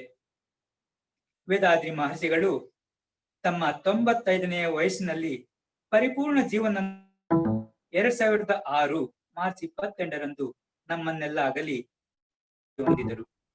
ಅವರ ತತ್ವಗಳು ವಿಶ್ವ ಸಮುದಾಯ ಸೇವಾ ಹಲವಾರು ಶಾಖೆಗಳ ಮೂಲಕ ವಿಶ್ವದಾದ್ಯಂತ ಹರಡಿವೆ. ಇದಕ್ಕಾಗಿ ಪ್ರೇರಿತರಾಗಿ ಅವರ ಶಿಷ್ಯರು ಸಾವಿರಾರು ಸಂಖ್ಯೆಯಲ್ಲಿ ಶಾಂತಿ ದೂತರಾಗಿ ಅವರ ತತ್ವಗಳನ್ನ ಸಾರುತ್ತಿದ್ದಾರೆ. ವೇದಾದ್ರಿ ಮಹರ್ಷಿಗಳ ಶ್ರೇಷ್ಠತೆ ಏನೆಂದರೆ ಈ ವಿದ್ಯೆಯನ್ನ ಕಲಿತು ಅಳವಡಿಸಿಕೊಂಡು ತಾವೂ ಸಹ ಗುರುಗಳಾಗಿ ಬೇರೆಯವರಿಗೆ ತಿಳಿಸಿಕೊಡಬಹುದಾಗಿದೆ. ಅದು ಅಲ್ಲದೆ ಸ್ತ್ರೀಯರಿಗೆ ಕುಂಡಲಿನಿ ಯೋಗ ಕಲಿಸಿದಂತಹ ಹೆಗ್ಗಳಿಕೆ ಇವರದಾಗಿದೆ. ಈ ಕುಂಡಲಿನಿ ಯಾವುದೇ ಜಾತಿ, ಮತ, ಧರ್ಮ, ಲಿಂಗಗಳ ಭೇದವಿಲ್ಲ, ನಿರ್ಬಂಧವಿಲ್ಲ. ವಿಶ್ವದಲ್ಲಿರುವ ಪ್ರತಿಯೊಬ್ಬ ಪ್ರಜೆಯೂ ಇಲ್ಲಿ ಬಂದು ಬಹುದಾಗಿದೆ. ವೇದಾದ್ರಿ ಮಹರ್ಷಿಗಳು ಸ್ಥಾಪಿಸಿರುವ ಇತರ ಸಂಸ್ಥೆಗಳೆಂದರೆ ಬಲ್ಲವರ ಬಳಗ, ಇದನ್ನೇ ಬ್ರೈನ್ ಟ್ರಸ್ಟ್ ಅಂತ ಹೇಳ್ತಾರೆ. ಇಲ್ಲಿ ರಾಜಕೀಯ, ಆರ್ಥಿಕತೆ ಇಂತಹ ಸಮಸ್ಯೆಗಳಿಗೆ ಪರಿಹಾರ ಕಾಣಲು ವಿಜ್ಞಾನದ ಜೊತೆಗೆ ಆಧ್ಯಾತ್ಮಿಕ ವಿದ್ಯೆಯನ್ನ ಕಲಿಸಿಕೊಡಲಾಗುತ್ತದೆ. ಈ ವೇದಾದ್ರಿಯಂ ತತ್ವದ ಆಧ್ಯಾತ್ಮಿಕ ವಿದ್ಯೆಯನ್ನ ವಿಶ್ವದ ಜನರೆಲ್ಲರಿಗೆ ಸಂಪೂರ್ಣವಾಗಿ ಅರ್ಥವಾಗುವಂತೆ ತಿಳಿಸಲು ವೇದಾದ್ರಿ ಮಹರ್ಷಿಗಳು ಆಧ್ಯಾತ್ಮ ಅಂತರ್ಜ್ಞಾನ ಶಿಕ್ಷಣ ಸಂಸ್ಥೆ ಅಂದ್ರೆ Vethathiri Maharishi institute for spiritual and institutional education ಇದನ್ನೇ ಎನ್ನುತ್ತಾರೆ. ಇಲ್ಲಿ ಡಿಪ್ಲೊಮೊ, ಪದವಿ, ಸ್ನಾತಕೋತ್ತರ ಪದವಿ ಮುಂದಾಗಿ ಹಲವು ಭಾಷೆಗಳಲ್ಲಿ ಈ ಆಧ್ಯಾತ್ಮಿಕ ವಿದ್ಯೆಯನ್ನ ಕಲಿಸಿಕೊಡಲಾಗುತ್ತದೆ. ವಿಶ್ವ ಶಾಂತಿಗಾಗಿ ಯೋಜನೆಗಳನ್ನ ರೂಪಿಸಿ ರಾಷ್ಟ್ರಗಳಿಗೆ ತಿಳಿಸುವ ದಾನವಾಗಿ ಅಖಿಲ ವಿಶ್ವ ವೇದಾದ್ರಿ ಮಹರ್ಷಿ ಕುಂಡಲಿನಿ ಯೋಗ ಮತ್ತು ಕಾಯಕಲ್ಪ ಸಂಶೋಧನಾ ಧಾರ್ಮಿಕ ಸಂಸ್ಥೆಯನ್ನ ಸಹ ತಮ್ಮ ವಿಚಾರಗಳನ್ನ ವಿಶ್ವದೆಲ್ಲೆಡೆ ಸಾರಲು 22 ವಿಶ್ವ ಪರ್ಯಟನ ಸಹ ಇವರು ಮಾಡ್ತಾರೆ. ಅವರು ಹಲವಾರು ಕವಿತೆಗಳನ್ನ ಹಾಗೂ ಹಲವಾರು ಪುಸ್ತಕಗಳನ್ನ ಸಹ ತಮಿಳಿನಲ್ಲಿ ಮತ್ತು ಇಂಗ್ಲಿಷ್. ಸ್ನೇಹಿತರೆ, ಇಲ್ಲಿಯವರೆಗೆ ನಾವು ಶ್ರೀರಾಮಕೃಷ್ಣ ಪರಮಹಂಸರ ಹಾಗೂ ವೇದಾದ್ರಿ ಮಹರ್ಷಿಗಳ ಜೀವನ ಹಾಗೂ ಸಾಧನೆಗಳನ್ನ ಸಂಕ್ಷಿಪ್ತವಾಗಿ ತಿಳಿದುಕೊಂಡೆವು. ಈ ಇಬ್ಬರು ಮಹಾಪುರುಷರ ಬಾಲ್ಯದ ಜೀವನಗಳು ಸಾಮ್ಯತೆಯನ್ನ ಹೊಂದಿವೆ. ಅವರ ಸಾಧನೆಗಳು ಆಯಾ ಕಾಲಕ್ಕೆ ತಕ್ಕಂತೆ ಭಿನ್ನವಾಗಿವೆ. ರಾಮಕೃಷ್ಣರು ಭಕ್ತಿ ಯೋಗದಲ್ಲಿ ಸಾಕ್ಷಾತ್ಕಾರ ಪಡೆದರು. ಅವರು ದೇಹ ಕಾಣಿಸಿದರು. ದೇಹವು ದೈವಿಕ ವಾಹನವಾಗಿ ಇದೆ ಎಂಬುದನ್ನ ವೇದಾದ್ರಿ ಮಹರ್ಷಿಗಳು ನಮಗೆ ತಿಳಿಸಿಕೊಟ್ಟರು.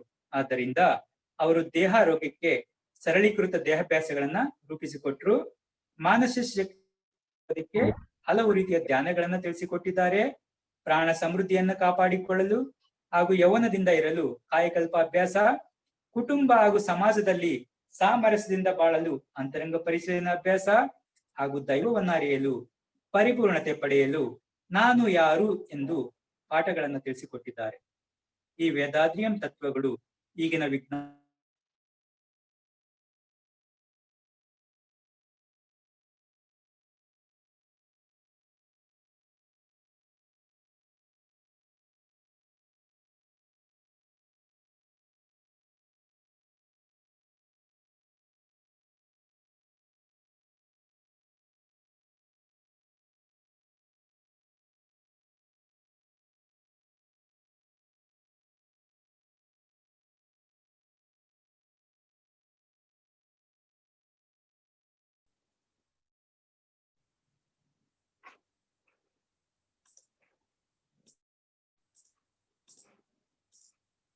ಮೇಡಮ್ ಬಾಳಿಗೆ ಸಮೃದ್ಧಿಯೊಂದಿಗೆ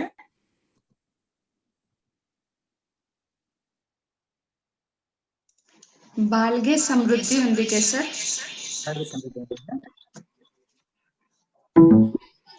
thank you very much sir.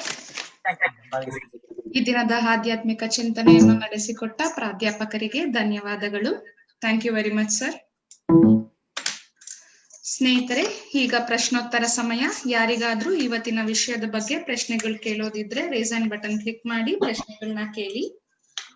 ನೀವು ಪ್ರಶ್ನೆಗಳನ್ನ ಕೇಳಕ್ ಮುಂಚೆ ಒಂದೆರಡು ಸೂಚನೆ ಇದೆ ಸ್ನೇಹಿತರೆ. ನಮ್ಮ ಆತ್ಮ ಸಂಗಮ ಕಾರ್ಯಕ್ರಮಗಳ ವಿಡಿಯೋವನ್ನು ಸ್ಕೈ ಯೋಗ WCSC ಕರ್ನಾಟಕ ಎಂಬ ಯೂಟ್ಯೂಬ್ ಚಾನೆಲ್ ನಲ್ಲಿ ಅಪ್ಲೋಡ್ ಮಾಡಲಾಗಿದೆ. ಈ ಯೂಟ್ಯೂಬ್ ಚಾನೆಲ್ ನ ಎಲ್ಲರೂ ಸಬ್ಸ್ಕ್ರೈಬ್ ಮಾಡಿ ನೋಟಿಫಿಕೇಶನ್ ಬೆಲ್ ಕ್ಲಿಕ್ ಮಾಡಬೇಕಾಗಿ ವಿನಂತಿಸಿಕೊಳ್ಳುತ್ತೇವೆ.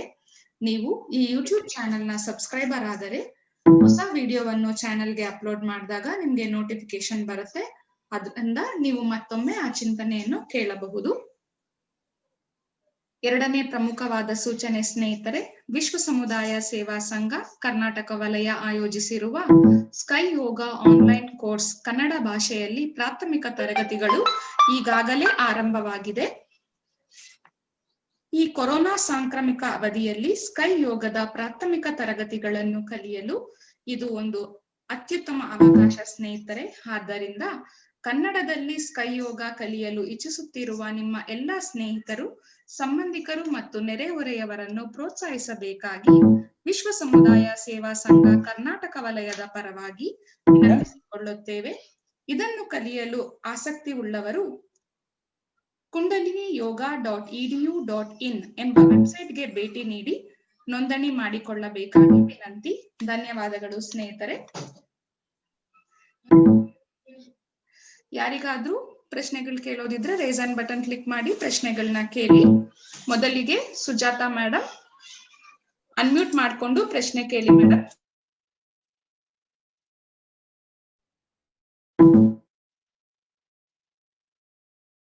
ಸಮೃದ್ಧಿಯೊಂದಿಗೆ ಸರ್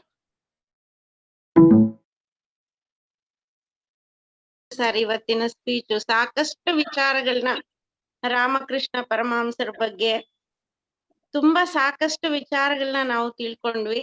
ಇವತ್ತು ಹಬ್ಬದ ದಿನ ಯಾವ ತರ ಒಂದು ಒಳ್ಳೆ ಅಡಿಗೆ ಮಾಡಿ ಮೃಷ್ಟಾನ್ನ ಭೋಜನ ಮಾಡ್ತೀವೋ ಆ ತರ ಸಾಕಷ್ಟು ವಿಚಾರಗಳನ್ನ ನಮ್ಮ ಮಸ್ತಕದಲ್ಲಿ ಹಾಕೊಂಡು ತುಂಬಾ ಚೆನ್ನಾಗಿತ್ತು. ಆ ಎಕ್ಸಾಂಪಲ್ಸ್ ನೀವ್ ಕೊಟ್ಟಿರೋ ಯಾವ ತರ ನೀರಲ್ಲಿ ಮುಳುಗಿದ್ರೆ ನಾವು ಅದ ಅಭ್ಯಾಸ ಮಾಡ್ಬೇಕು. ಮುಳುಗಿ ನಮ್ಗೆ ಆಗೋದಿಲ್ಲ, ಮುತ್ತು ಸಿಗ್ಲಿಲ್ಲ ಅಂತ ಎದ್ದೇಳ್ಬಿಡೋದಲ್ಲ. ಅದನ್ನ ಅಭ್ಯಾಸ ಮಾಡ್ತಾ ಹೋದ್ರೆ ನಮ್ಗೆ ಆ ತತ್ವದ ಬಗ್ಗೆ ಇನ್ನ ಆಳವಾಗಿ ಅರಿಯೋದಕ್ಕೆ ತುಂಬಾ ಚೆನ್ನಾಗಿ ತಿಳಿಸ್ಕೊಟ್ಟಿದ್ದೀರಾ.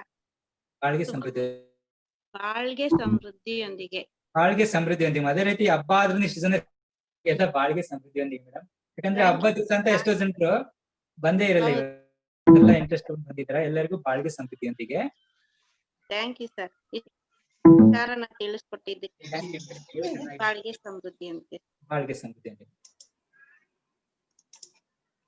ಬಾಳ್ಗೆ ಸಮೃದ್ಧಿಯೊಂದಿಗೆ sir. Thank you very much sir.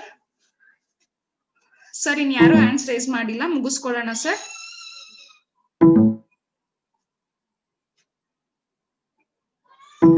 ಬಾಳ್ಗೆ ಸಮೃದ್ಧಿಯೊಂದಿಗೆ ಸ್ನೇಹಿತರೆ, ಜಯಲಕ್ಷ್ಮಿ ರಾಮಕೃಷ್ಣನ್ ಎಂಬ ನಮ್ಮ ಸ್ಕೈ ಯೋಗದ ಸದಸ್ಯರೊಬ್ಬರು ಆಸ್ಪತ್ರೆಗೆ ದಾಖಲಾಗಿದ್ದಾರೆ. ಹೃದಯ ಚಿಕಿತ್ಸೆಗೆ ಒಳಗಾಗಿ ಅವರನ್ನು ಹಾರೈಸೋಣ. 1 ನಿಮಿಷ ಎಲ್ಲರೂ ತುರಿಯಮ್ಮಲ್ಲಿ ಕೇಂದ್ರೀಕರಿಸಿ ಮನಪೂರ್ವಕವಾಗಿ ಅವರು ಆದಷ್ಟು ಬೇಗ ಗುಣಮುಖವಾಗ್ಲಿ ಅಂತ ಹಾರೈಸೋಣ ಸ್ನೇಹಿತರೆ. ಜಯಲಕ್ಷ್ಮಿ ರಾಮಕೃಷ್ಣ ಮೇಡಮ್ ಅವರು ಮತ್ತು ಅವರ ದೇಹಾರೋಗ್ಯ ಬಾಳ್ಗೆ ಸಮೃದ್ಧಿಯೊಂದಿಗೆ ಅವರು ಆದಷ್ಟು ಬೇಗ ಚೇತರಿಸಿಕೊಂಡು ಮನೆಗೆ ಹಿಂತಿರುಗ್ಲಿ ಅಂತ ಹಾರೈಸೋಣ. ಬಾಳ್ಗೆ ಸಮೃದ್ಧಿಯೊಂದಿಗೆ ಜಯಲಕ್ಷ್ಮಿ ರಾಮಕೃಷ್ಣ ಅವರು ಅವರ ದೇಹಾರೋಗ್ಯ ಬಾಳ್ಗೆ ಸಮೃದ್ಧಿಯೊಂದಿಗೆ. ಧನ್ಯವಾದಗಳು ಸ್ನೇಹಿತರೆ. ಈ ದಿನದ ಆಧ್ಯಾತ್ಮಿಕ ಚಿಂತನೆಯನ್ನು ನಡೆಸಿಕೊಟ್ಟ ಸ್ಕೈ ಉಪ ಪ್ರಾಧ್ಯಾಪಕರಾದ ಪಂಪಾಪತಿ ಸರ್ ಅವರಿಗೆ ಧನ್ಯವಾದ ಹೇಳುವ ಸಮಯ. ಎಲ್ಲರೂ ಮನಸ್ಸನ್ನು ತುರಿಯಮ್ಮಲ್ಲಿ ಕೇಂದ್ರೀಕರಿಸಿ ಅವರನ್ನು ಹಾರೈಸೋಣ. ಸ್ಕೈ ಉಪ ಪ್ರಾಧ್ಯಾಪಕರಾದ ಪಂಪಾಪತಿ ಸರ್ ಅವರು ಮತ್ತು ಅವರ ಕುಟುಂಬ ಬಾಳ್ಗೆ ಸಮೃದ್ಧಿಯೊಂದಿಗೆ, ಅವರ ದೇಹಾರೋಗ್ಯ ಬಾಳ್ಗೆ ಸಮೃದ್ಧಿಯೊಂದಿಗೆ, ಅವರ ಆಧ್ಯಾತ್ಮಿಕ ಸೇವೆ ಹೀಗೆ ನಿರಂತರವಾಗಿ ನಡೆಯಲಿ ಅಂತ ಹಾರೈಸೋಣ. ಬಾಳ್ಗೆ ಸಮೃದ್ಧಿಯೊಂದಿಗೆ. ಸ್ನೇಹಿತರೆ, ನಾಳಿನ ಆತ್ಮ ಸಂಗಮ ಕಾರ್ಯಕ್ರಮಗಳ ವಿವರಗಳು ಹೀಗಿವೆ. ನಾಳೆ ಬೆಳಿಗ್ಗೆ 5:45ಕ್ಕೆ ತುರಿಯಾತೀತ ಧ್ಯಾನ, 6:20ಕ್ಕೆ ಕಾಯಕಲ್ಪ ಮತ್ತು ದೇಹಾಭ್ಯಾಸ. ನಾಳೆ ಮಧ್ಯಾಹ್ನ 2 ಗಂಟೆಗೆ ತಮಿಳಿನಲ್ಲಿ ಪಂಚೇಂದ್ರಿಯ ಧ್ಯಾನ, 2:30ಕ್ಕೆ ಆಧ್ಯಾತ್ಮಿಕ ಚಿಂತನೆ. ನಾಳೆ ಸಂಜೆ 4:15ಕ್ಕೆ ಕನ್ನಡದಲ್ಲಿ ಪಂಚೇಂದ್ರಿಯ ಧ್ಯಾನ, 4:45ಕ್ಕೆ ವಿಶ್ವಶಾಂತಿಗಾಗಿ ಹಾರೈಕೆ, 4:55ಕ್ಕೆ ಕನ್ನಡದಲ್ಲಿ ಆಧ್ಯಾತ್ಮಿಕ ಚಿಂತನೆ. ಧನ್ಯವಾದಗಳು ಸ್ನೇಹಿತರೆ. ಬಾಳ್ಗೆ ಭೂಮಂಡಲ, ಬಾಳ್ಗೆ ಭೂಮಂಡಲ, ಬಾಳ್ಗೆ ಸಮೃದ್ಧಿಯೊಂದಿಗೆ. ಈ ಆತ್ಮ ಸಂಗಮ ಕಾರ್ಯಕ್ರಮದಲ್ಲಿ ಭಾಗವಹಿಸಿರುವ ಎಲ್ಲ ಯೋಗ ಬಂಧುಗಳಿಗೂ ವಿಶ್ವ ಸಮುದಾಯ ಸೇವಾ ಸಂಘ ಕರ್ನಾಟಕ ವಲಯದ ಪರವಾಗಿ ವಂದನೆಗಳು. ಈ ಆತ್ಮ ಸಂಗಮ ಕಾರ್ಯಕ್ರಮ ಯಶಸ್ವಿ ಪೂರ್ಣವಾಗಿ ನಡೆಯಲು ಸಹಕಾರ ನೀಡಿರುವ ವಿಶ್ವ ಸಮುದಾಯ ಸೇವಾ ಸಂಘ ಕರ್ನಾಟಕ ವಲಯದ ಎಲ್ಲಾ ಸ್ಕೈ ಸಂಸ್ಥೆಯ ಅಧ್ಯಕ್ಷರಿಗೂ ಪದಾಧಿಕಾರಿಗಳಿಗೂ ಹಾಗೂ ಸದಸ್ಯರಿಗೂ ನಿಮ್ಮೆಲ್ಲರ ಪರವಾಗಿ ತುಂಬು ಹೃದಯದ ಧನ್ಯವಾದಗಳನ್ನು ಸಲ್ಲಿಸುತ್ತೇನೆ. ಕರ್ನಾಟಕ ರಾಜ್ಯದಲ್ಲಿ ಇರುವ ಎಲ್ಲಾ ಧ್ಯಾನ ಕೇಂದ್ರಗಳಲ್ಲಿ ಸೇವೆ ಸಲ್ಲಿಸ್ತಾ ಇರೋ ಎಲ್ಲಾ ಮಾಸ್ಟರ್ಸ್ ಹಾಗೂ ಪ್ರೊಫೆಸರ್ಸ್ ಗಳಿಗೂ ವಂದನೆಗಳು. ವಿಶ್ವ ಸಮುದಾಯ ಸೇವಾ ಸಂಘ ಕರ್ನಾಟಕ ವಲಯದ ಅಧ್ಯಕ್ಷರು ಹಾಗೂ ಸ್ಮಾರ್ಟ್ ಶಾಖೆಯ ಉಪಾಧ್ಯಕ್ಷರ ಮಾರ್ಗದರ್ಶನಕ್ಕಾಗಿ ನಿಮ್ಮೆಲ್ಲರ ಪರವಾಗಿ ಕೃತಜ್ಞತೆಗಳನ್ನು ಸಲ್ಲಿಸುತ್ತೇನೆ. ಈಗ ವಿಶ್ವಶಾಂತಿ ಪ್ರಾರ್ಥನೆಯೊಂದಿಗೆ ಇಂದಿನ ಕಾರ್ಯಕ್ರಮವನ್ನು ಮುಕ್ತಾಯಗೊಳಿಸೋಣ. ಸರ್ವೇ ಜನೋ ಸುಖಿನೋ ಭವಂತು. ಬಾಳ್ಗೆ ಸಮೃದ್ಧಿಯೊಂದಿಗೆ.